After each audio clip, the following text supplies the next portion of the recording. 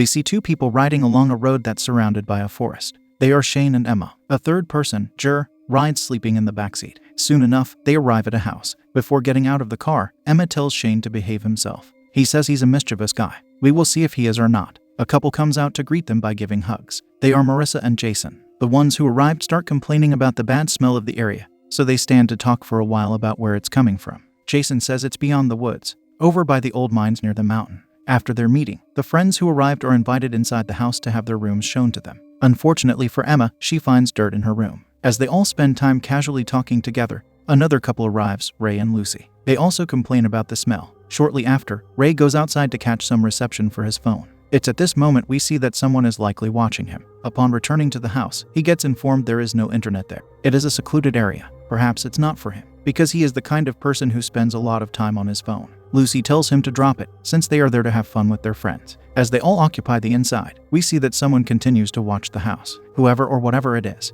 They seem to be fixated on the individuals who just settled. Later, Marissa talks to Jer alone. She tells him he's quiet today. The man responds that he didn't get enough sleep. It's his first time being around all of them without his ex-girlfriend. Outside, Lucy looks for Ray. Emma decides to give the girl a dose of short-lived fear by scaring her. Then she says Ray is inside the house. At some other time, the group sits comfortably inside, talking about heaven and hell. Marissa states that if a person led a bad life, that person could redeem oneself by doing a very good deed near the end of it. Lucy turns it around to say a good life could get fouled by a horrible deed. Jason soon gives the image of the justice system, the scales that Lady Justice holds, meaning that their deeds would be weighed accordingly. With such a topic of conversation, we wonder what side of the scales they consider themselves to be on. After that, when Lucy goes to bed, along with Jer, she tells him she's sorry about his ex-girlfriend, Barbara. She also asks him if people end up with the person they're meant to be with. Jer answers that he likes to think so. Once Lucy climbs up the stairs, she finds dirt on the floor, just like Emma did. In the washroom, she looks in the mirror, but when she leaves, her reflection remains. With that single happening, we learn this house contains the paranormal. Eventually, the three that remain awake are Shane, Ray, and Emma. They get outside, where they get watched. As Jer sleeps, we see his dream. He walks on a beach until something comes behind him. It makes him wake up. Outside, Shane talks about wanting to go to the place where the smell is coming from. Ray also wants to. However, Emma wants nothing to do with it. Shortly after, Emma starts kissing Ray, even though she is Shane's girlfriend. While Marissa lies in bed, her door starts creaking open. It causes her to get up. She is the third person to see dirt on the floor. Then she is surprised to see Emma taking Ray into her room. She wakes Jason up to inform him about this. She stayed near the door to listen to their intimacy. But Jason wants to believe that they saw her and played a trick on her. It was no trick, though. Marissa proves it to herself by going back to listen some more. The trio is in that room, making intimate sounds. Afterward, we see Lucy lying in bed near a digital clock. Something bizarre happens. The digits go from 4:56 to 6:66, which isn't even a possible time. This is also the time Ray leaves the couple's room. Suddenly, a light turns on downstairs. It prompts the cheating man to check it out.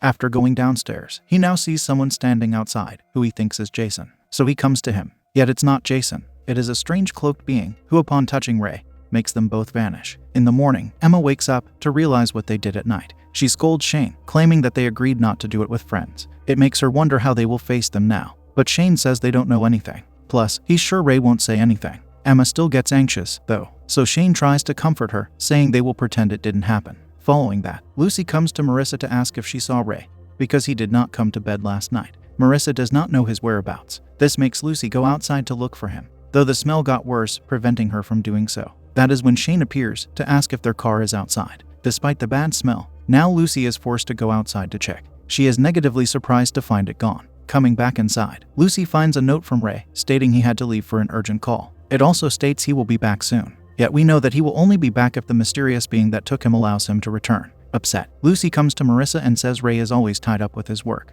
After the group of friends has had breakfast, Jer goes for a walk outside. He passes through an area that says, "Holy well." Meanwhile, Marissa whispers, along with Jason, about the situation with Ray. Soon enough, Jason says it's none of their business, which slightly shocks his partner. Our view switches to Jer sitting in the forest. He looks at a picture of him with a lady, who is very likely Barbara. He flips through more photos, deleting every picture with her in it. He then hears a growl, which startles him into standing up. Shortly after, he tries to leave the forest. Back at the house, Lucy talks to Emma about Ray. Soon, Emma goes to the washroom to witness an alerting message she thinks is directed at her. On the mirror, the words, "I saw you," are written. This message makes her quickly start wiping it off. In the meantime, Jer seems lost in the forest, unable to find his way home. He keeps encountering the sign with "Holy Well" on it. Eventually, he gets angry and kicks it down. Once Shane is left alone with Jason, he asks about Marissa. She's been acting weird all morning, he says. At that moment, Emma calls Shane to come to her. She tells him about what was written on the mirror. Shane believes he knows who wrote it, Marissa. He wants to confront her,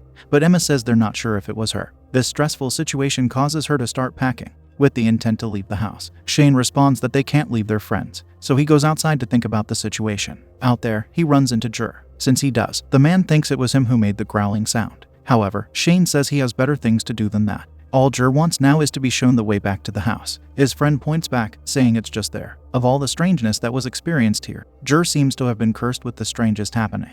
The house is right there, though he couldn't see it. To make it even stranger, Shane says Jur was gone for hours. Yet Jur questions it like it can't be true. He wants to go home together with Shane because he thinks there's something wrong out there. That is when he hears the growl again. He wants Shane to listen to it. As they do, an explosion takes place in the distance. The next scene has them returning to the house, where the rest of the gang heard the loudness too. Jason goes outside to call someone to find out what happened. While he's gone, the group talks about how something is messing with their minds. Jason returns with information that there was a gas explosion by the old mine. He also says they all feel weird because they've been drinking and smoking. Later, they all watch a scary movie on TV. Conveniently, the power goes off right at the scary moment. It makes Jason go to check on the power panel. In that room, he encounters an expressionless Ray. The man scares Jason with his sudden appearance. When Jason asks if he's alright, Ray adds more fear with his eyes changing colors. Something awful happens, but we don't see what. After that, Emma confronts Marissa about the writing on the mirror. She knows that Marissa saw them in bed, yet she didn't have to go to such a creepy measure. Marissa only displays confusion toward her words. Emma continues by saying she doesn't know what happened last night. She believes it's something in the air that maybe made her do it.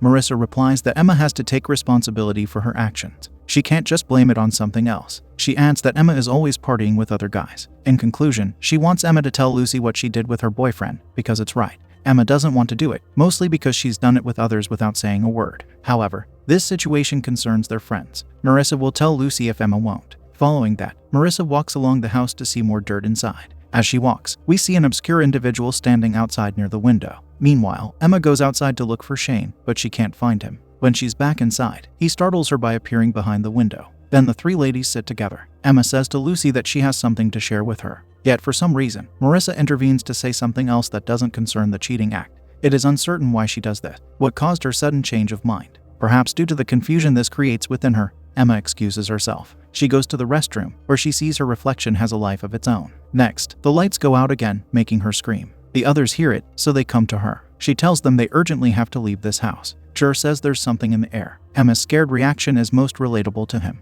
He is the man with the most experience regarding the weirdness of this place. They soon see Emma driving away. Here is a person who's had enough. Rather than sticking together in such a confusing time, Marissa goes to search for Jason in the forest alone. It doesn't help that it is dark outside. Also alone, Lucy gets a call from Ray. He tells her with a distorted voice that Shane and Jason are with him, before the call goes to static. At that point, Jur comes to her. Lucy wants to know where Marissa is. He knows where, but he hesitates to enter the forest again. Though since Lucy wants to find her, the man has no choice. An inexplicably bizarre activity takes place when we see Emma returning to the house after driving for a while. Did she get lost in the dark, or does the place not want her to leave? Whichever one it is, she tries again. We then see Marissa, thinking she saw Jason walking inside the house. She enters it, to be shocked by the presence of a black figure standing with an axe. She screams in fear before running away. The most sensible action for her to take is to collect a knife and escape through the window. Out there, she is met by Shane, who she stabs by accident, driven by fear. To make matters worse, the figure appears there, causing the fearful Marissa to run away again.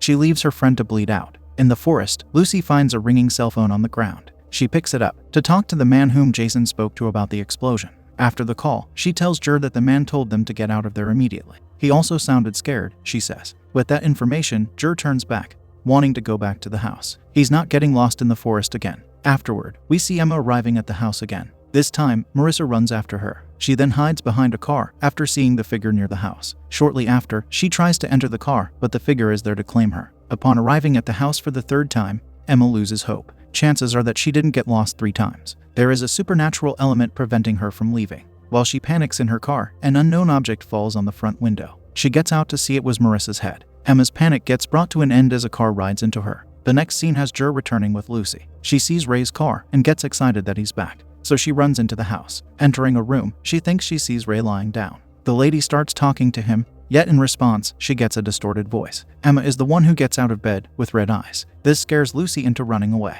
She runs outside, screaming. Her loud behavior makes Jer grab her while trying to keep her quiet. In a short time, she sees Ray passing by, so she goes after him. Jer tells her it's a creature. Now she is alone in the forest, looking for her boyfriend. She yells that they have to get out of there. He yells back that no one is getting out. Soon enough, she finds him, but he tells her to stay back. He also says that the whole group is gone, except for her and Jer. He says this with a distorted voice. The next thing he tells her is beyond explanation. She has to It needs 7 souls, because it can't go back with less. It is unknown what Ray is talking about. What needs 7 souls? Where can it go back to? He adds that while having the rest of her life to earn it back. Then he turns around to show her his deformed face. The creature that used to be her boyfriend wants to save her. We hear Lucy scream. Now Jer walks alone at night in the forest again. However, his situation is much worse now. He finds Lucy, who is surprisingly alive, to tell her they have to leave. But she says they can't go back to the house because Ray is there, a different Ray. Once he questions her words, she tells him everyone has lost their life. As they run, Jer says they're going toward the place the smell is coming from. Lucy says that's where they need to go. The man wants to go back, and that's when she starts kissing him. As she does, she injects him with something that Ray gave to her. This brings him to the ground, where the dark figure comes to give him his final day. Lucy runs away, being the last survivor. We see her walking away in the daytime, until a loud noise takes place, causing her to scream.